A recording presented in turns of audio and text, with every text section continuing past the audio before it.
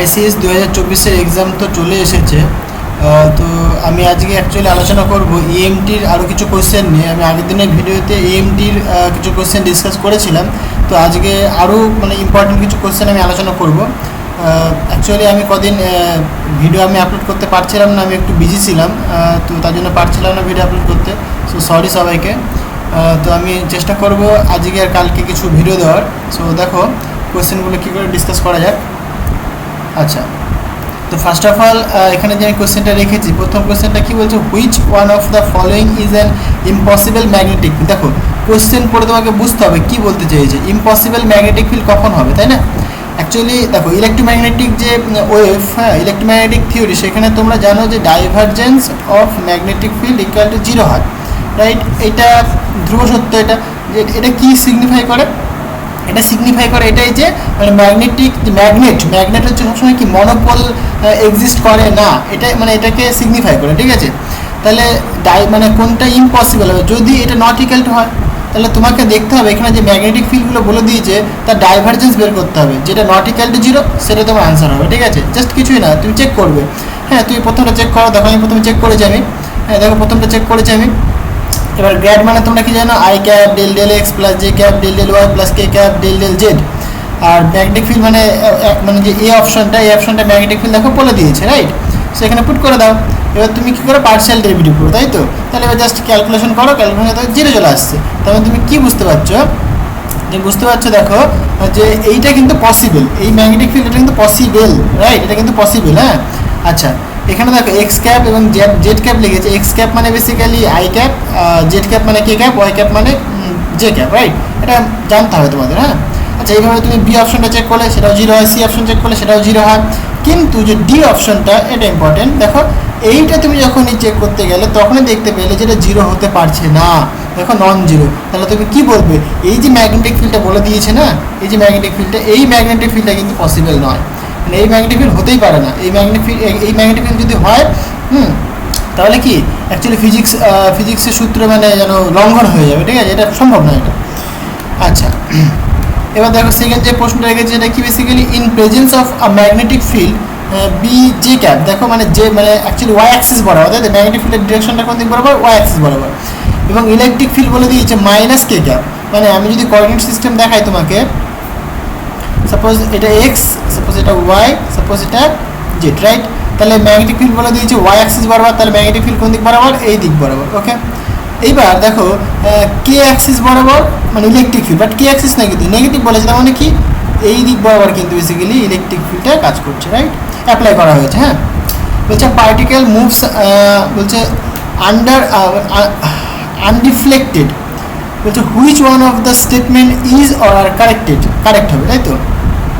দেখো জাস্ট কিছুই না, এখানে জাস্ট তুমি প্রবলেমটা সলভ করো। যেহেতু এখানে ইলেকট্রিক ফিল্ড এবং ম্যাগনেটিক ফিল্ড দুটোই রয়েছে, তাহলে তুমি ইলেকট্রোম্যাগনেটিক যে ফিল্ড, তার জন্য যে লরেন্জ ল সেটা তুমি অ্যাপ্লাই করতে পারো।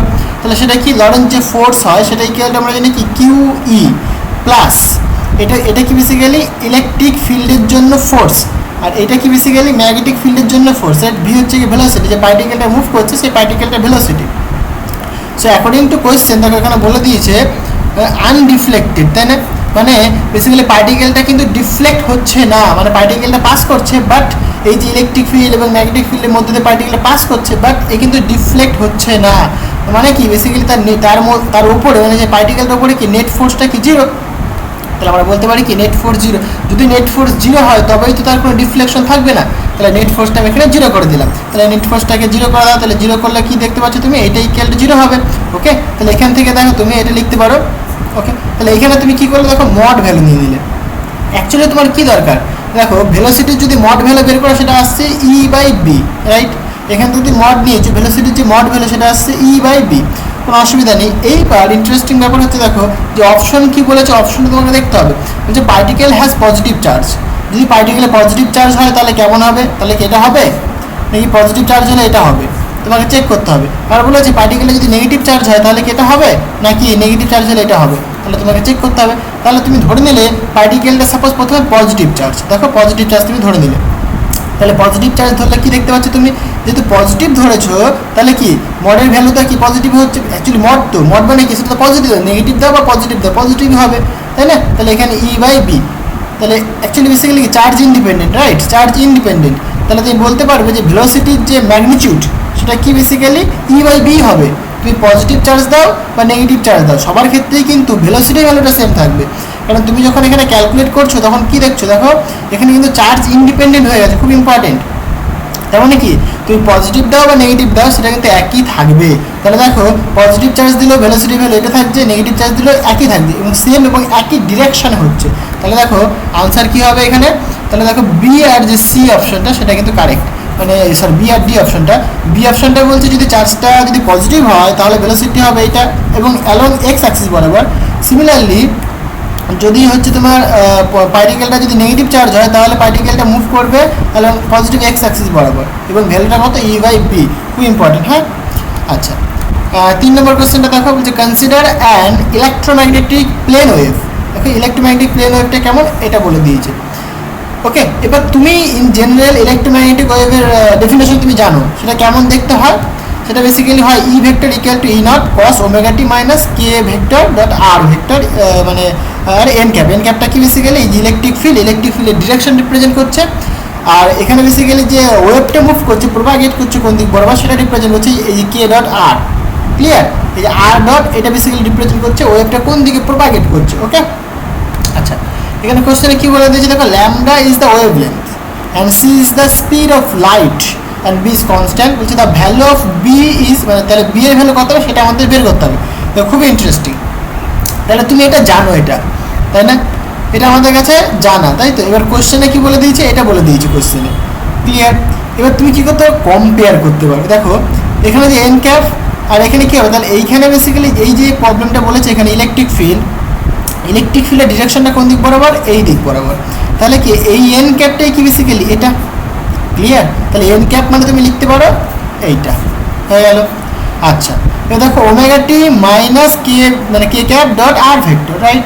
তাহলে দেখো এই যে 2 পাই বাই ল্যামডা এটাকে তুমি ঢুকিয়ে দাও, তাহলে 2 pi into c by lambda into t, তাহলে 2 pi into c by lambda এটা ওমেগা হয়ে যাবে, minus 2 pi by lambda into এটা, তাহলে 2 পাই বাই ল্যামডা ইন্টু এটা কী রিপ্রেজেন্ট করবে বেসিক্যালি এটা কে ডট এটা, তাই না? এটা রিপ্রেজেন্ট করবে। তাহলে এখান থেকে তুমি কে ভেক্টর, ওই যে কে ইউনিট ভেক্টর সেটা তুমি বের করতে পারো, সেটা কত হয় বেসিক্যালি 2 পাই বাই ল্যামডা তো কনস্ট্যান্ট, এটা তো থাকবেই।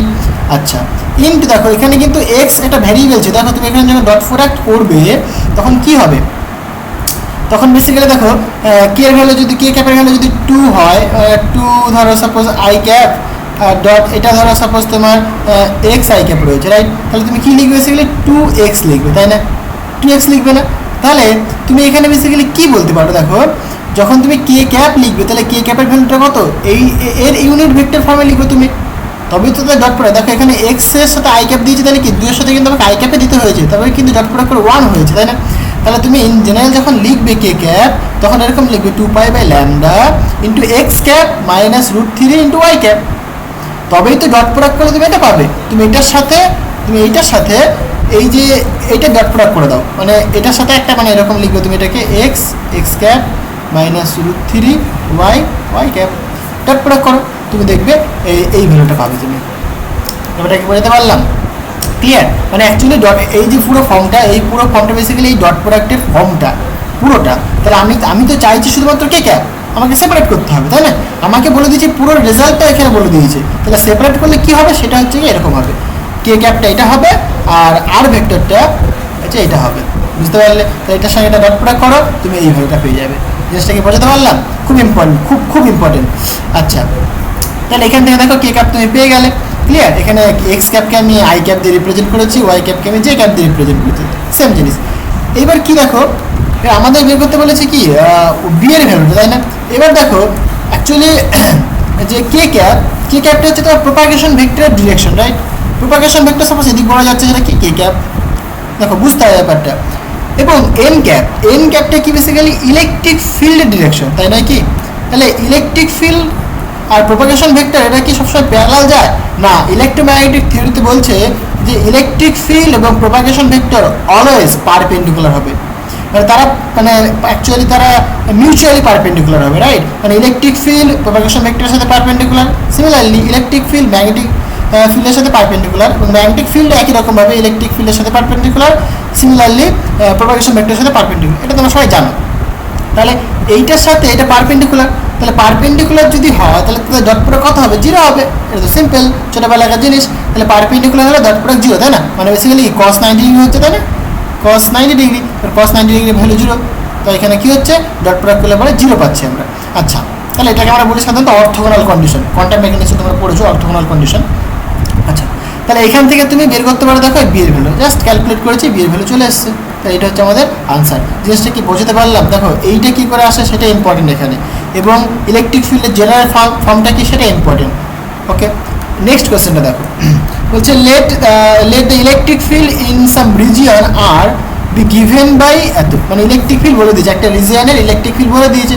বলছে from this we may conclude that, তাহলে আমরা কি কনক্লুড করতে পারি মানে এখান থেকে? দেখো খুব ইন্টারেস্টিং। তাহলে ইলেকট্রিক ফিল্ড যেহেতু বলে দিয়েছে কোনো একটা রিজনের, তাহলে আমরা সেই রিজনের যে ইলেকট্রিক ফিল্ড তার আমরা কী করতে পারি? দেখো ডাইভারজেন্স দিতে পারি আমরা। ওকে, যদি আমরা ডাইভারজেন্স নিই ইলেকট্রিক ফিল্ডের এবং সেটা যদি 0 হয়, 0 হলে আমরা কি বুঝতে পারবো? দেখো আমি কি করেছি, দেখো খুব ইন্টারেস্টিং, ডাইভারজেন্স নিয়েছি, ডাইভারজেন্স নিয়ে জাস্ট ক্যালকুলেট করেছি, ক্যালকুলেট করে 0 চলে এসেছে।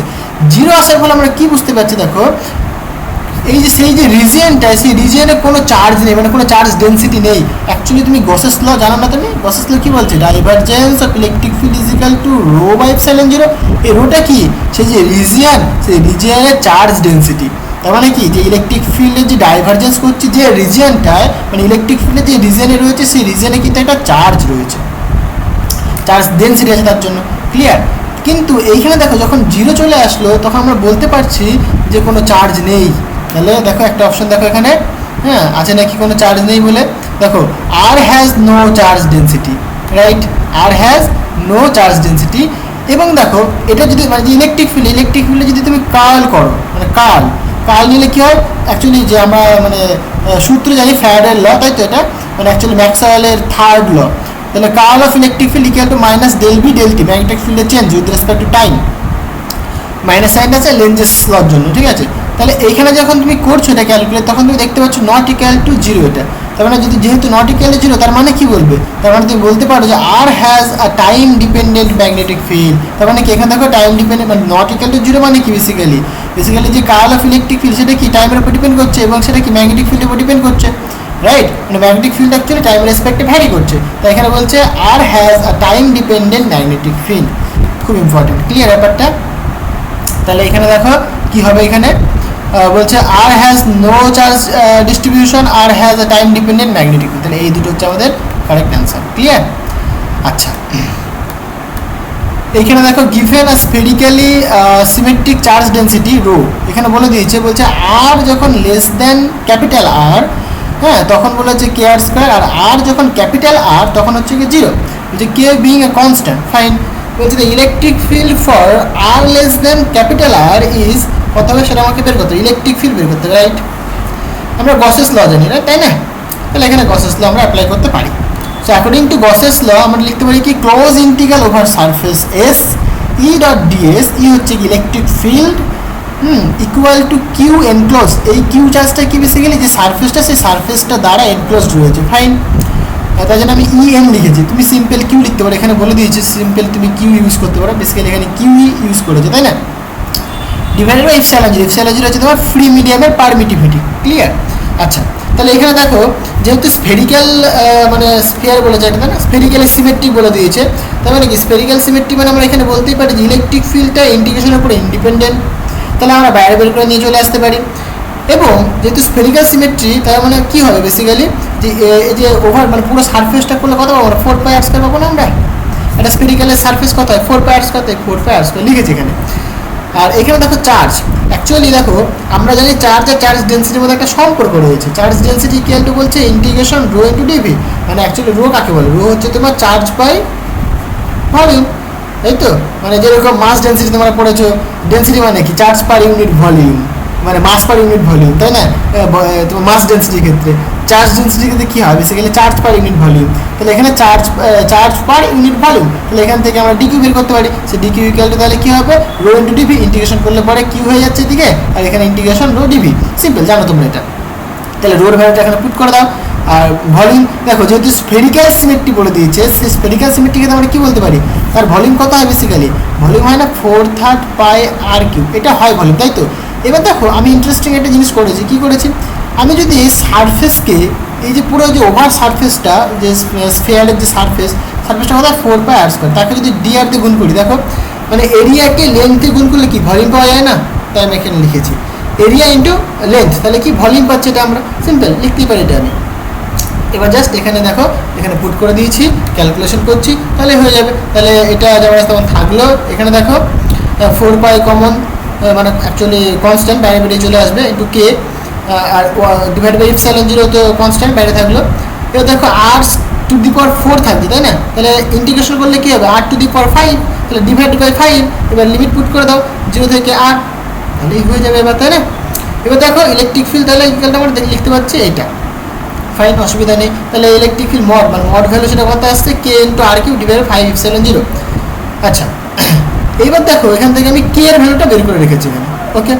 এবার দেখো আমাকে বের করতে হবে বেসিক্যালি এনক্লোজ চার্জ, মানে চার্জটা আমাকে বের করতে হবে। তাহলে কিউ ইকুয়াল টু, দেখো যে মানে স্ফিয়ারটা বলে দিয়েছি, স্ফিয়ারটার রেডিয়াসটা কতখানি বলো, স্ফিয়ারটার রেডিয়াসটা হচ্ছে তোমার আর, ক্লিয়ার। তাহলে দেখো আমি যদি মানে টোটাল চার্জটা বের করতে চাই, তাহলে কি 0 থেকে আর, এই যে টোটাল আর, এই আর পর্যন্ত আমাকে লিমিটটা আনতে হবে, তাই নয় কি, সিম্পল।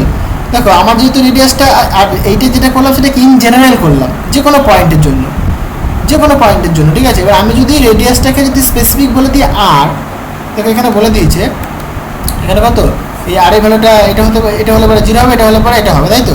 তাহলে আমি বললাম এখানে 0 থেকে আর পর্যন্ত রেঞ্জ এটা, তাহলে ইন্টিগ্রেশন করলাম, এটা পেলাম আমরা, করে আমরা এটা পাচ্ছি, ক্লিয়ার। তাহলে এখান থেকেও আমি কি কে এর ভ্যালু বের করতে পারি, তাই না। তাহলে এখানেও কে এর ভ্যালু পেলাম, এখানেও কে এর ভ্যালু পেলাম, দুজনকে ইকুয়েট করে দাও, ইকুয়েট করে দিলে এখান থেকে কি ইলেকট্রিক ফিল্ডের ভ্যালু এখানে লিখতে পারো তুমি এটা, তাই তো। ইলেকট্রিক ফিল্ড ইকুয়াল এটা অ্যাকচুয়ালি আমাদের ইলেকট্রিক ফিল্ড বের করতে বলেছিল, তাই না, হ্যাঁ ইলেকট্রিক ফিল্ড বের করতে বলেছিল। তাহলে অ্যাকচুয়াল যে ইলেকট্রিক ফিল্ড আসছে সেটা কি এইটা আসছে, এটা কি বোঝাতে পারলাম, খুব ইম্পর্টেন্ট, খুব ইন্টারেস্টিং।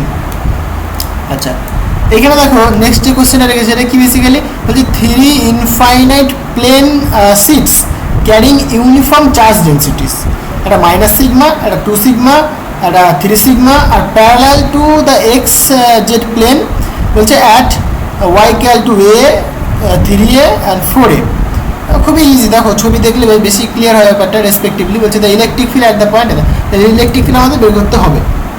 দেখো বোঝো আগে, এখানে বলে হচ্ছে ওয়াই অ্যাক্সিস বরাবর, এখানে একটা প্লেট রেখেছে, এখানে একটা প্লেট রেখেছে, এখানে একটা প্লেট রেখেছে, এর যে চার্জ ডেন্সিটি সেটা বলে দিচ্ছে মাইনাস সিগমা, এর চার্জ ডেন্সিটি 2 সিগমা, এর চার্জ ডেন্সিটি 3 সিগমা, ফাইন।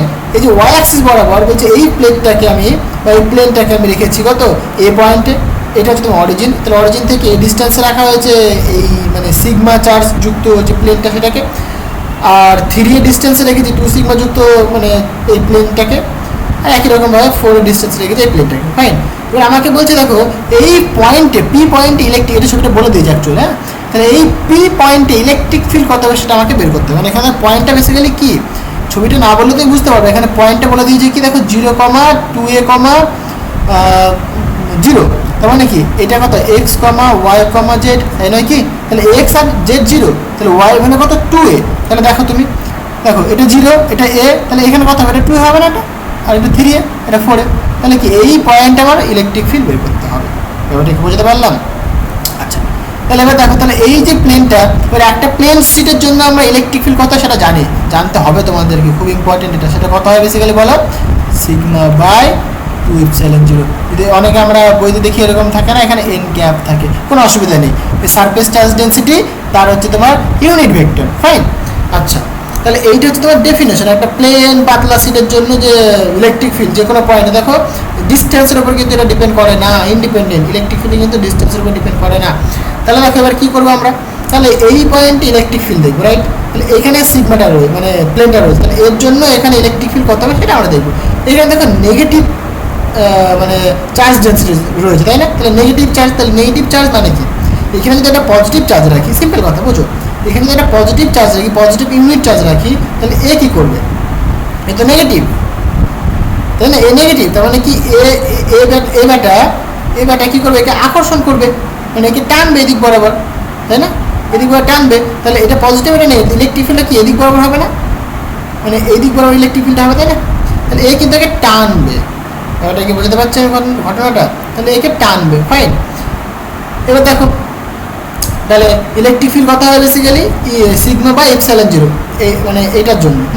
এবার এইটার জন্য দেখো মানে এই দিক বরাবর ডিরেকশন ইলেকট্রিক ফিল্ডটা কিন্তু ক্লিয়ার, মাইনাস জে মানে জে অ্যাক্সিস বরাবর, এটা কি মাইনাস জে অ্যাক্সিস বরাবর, তাই না? তাহলে দেখো আমি তাই লিখেছি মাইনাস জে অ্যাক্সিস, এটা কিন্তু জে ক্যাপ।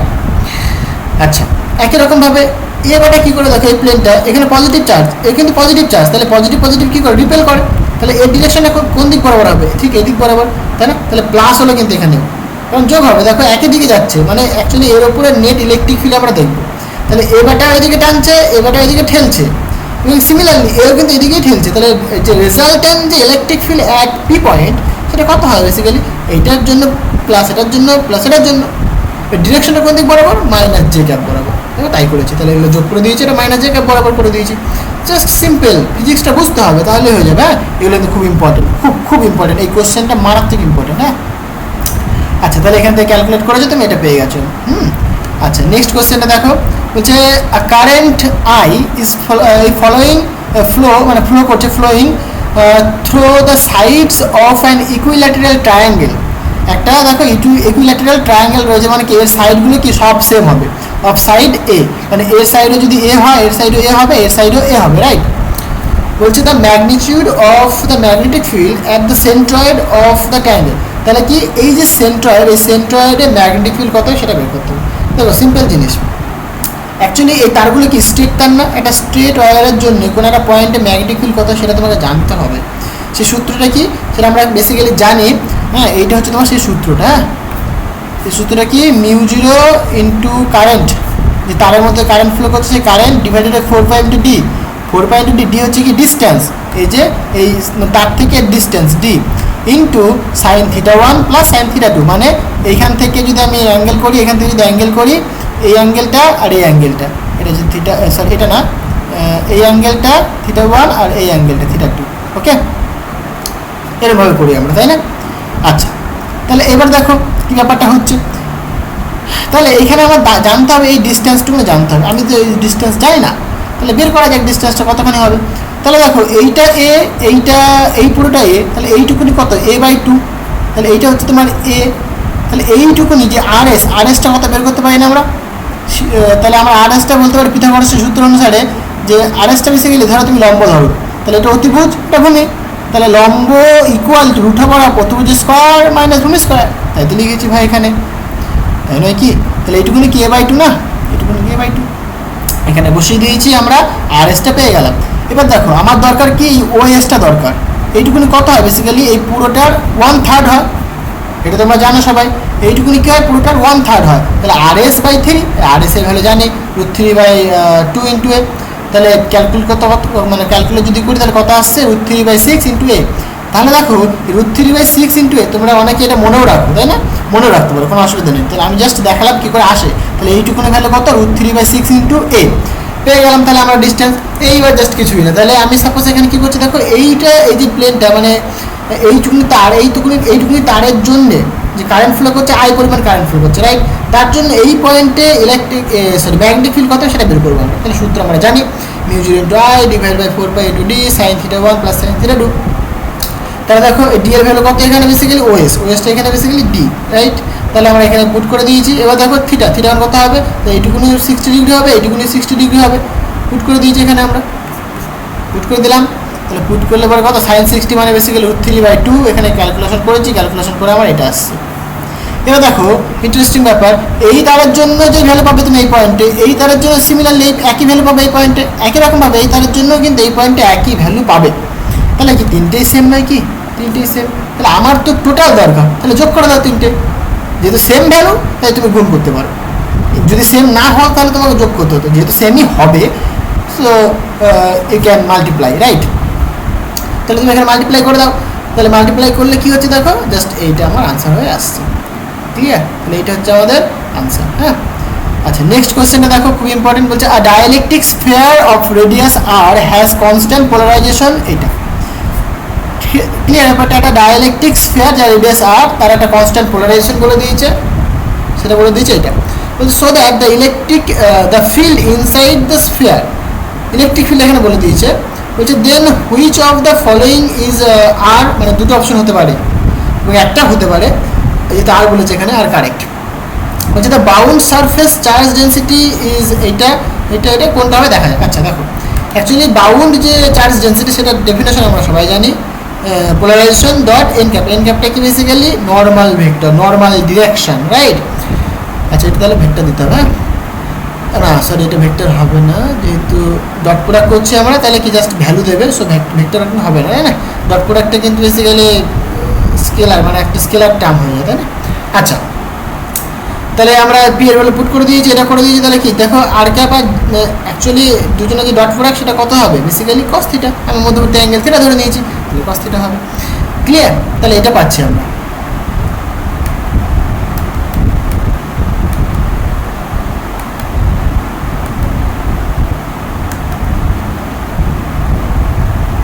আচ্ছা এই পর্যন্তই থাক আজকে, দেখো আবার নেক্সট ভিডিওতে। Thank you.